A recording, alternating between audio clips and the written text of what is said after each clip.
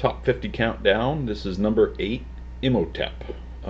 This one is one of the few remaining ones I would recommend for the younger crowd.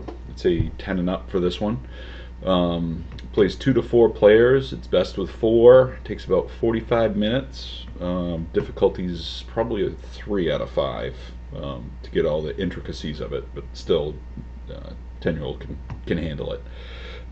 This is an action selection game. So during your turn, you're going to take one of 4 actions. So it's really quite simple.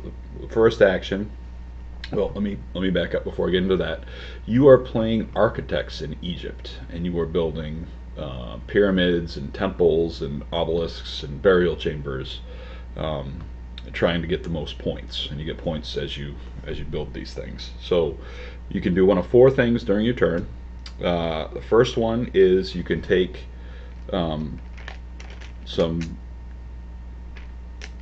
bricks from the quarry or stone from the quarry of your color and put them on your sled.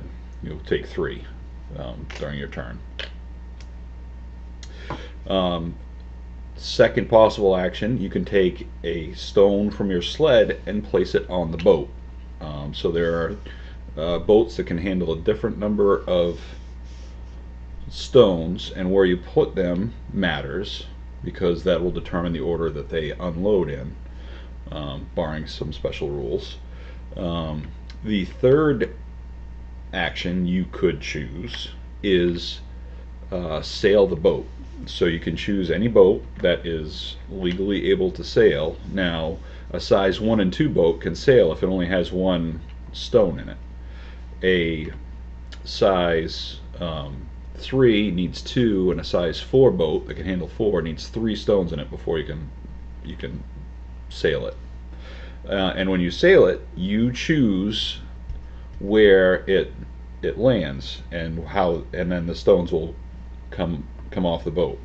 So the 4 choices are, sorry, 5 choices. There's a market where you will get cards. There's the pyramids where the stones will come off and you'll build a pyramid as the game progresses, and you score points immediately with a pyramid.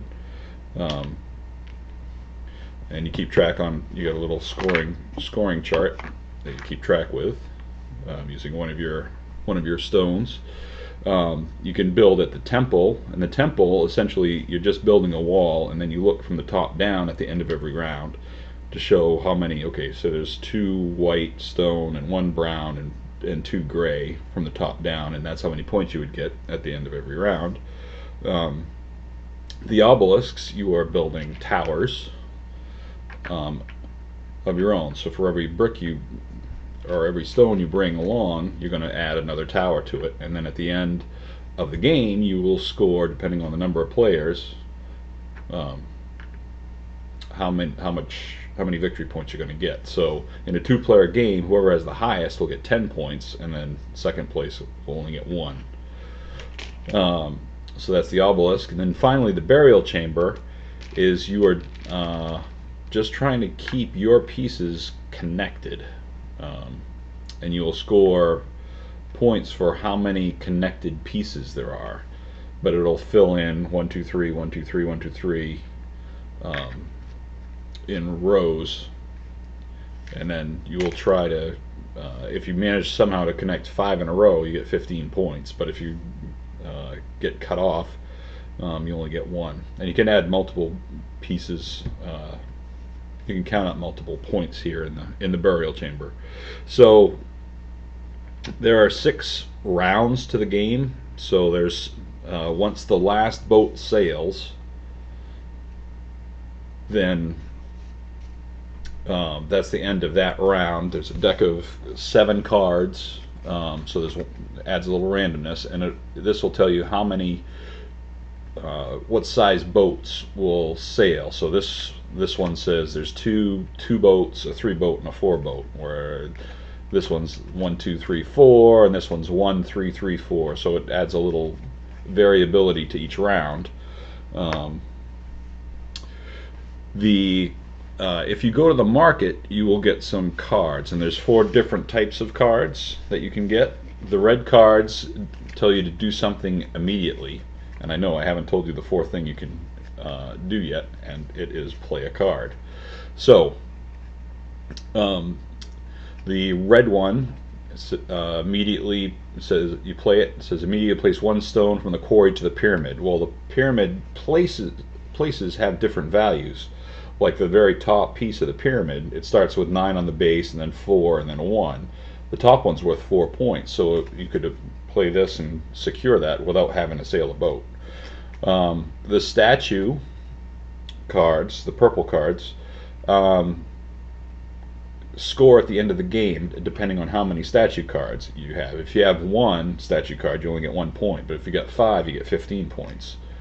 The green cards modify or give you a bonus for either the pyramids or the temple or the obelisks or the burial chamber, and you get 1 point for every 3 stones in that area, yours and your other people's. So that's you get a little bonus for if it's really built up.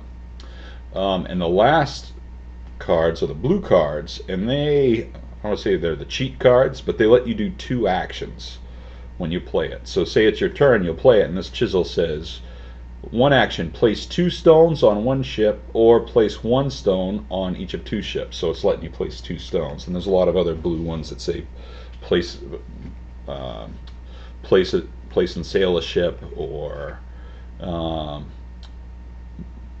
move 3 from the quarry to your sled, and then place 1 from your sled.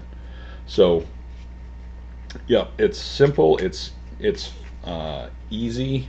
I know it sounds complicated, but once you're into your second round, you'll understand it. The big thing that's confusing or easy to do, and I've done it myself, is when you go to place a stone on the ship, you'll grab it from the quarry and put it on the ship rather than from your sled. But that's after you play once, you'll get used to that and understand, okay, quarry to sled, sled to boat, boat to boat sail. Yeah, that's Imhotep. I saw this on, normally it's 35 bucks. I saw it on Amazon for 20 during their board game sales that they're doing all throughout December. Thanks for tuning in. This was number 8, Imhotep. Stay tuned for number 7 for the kids.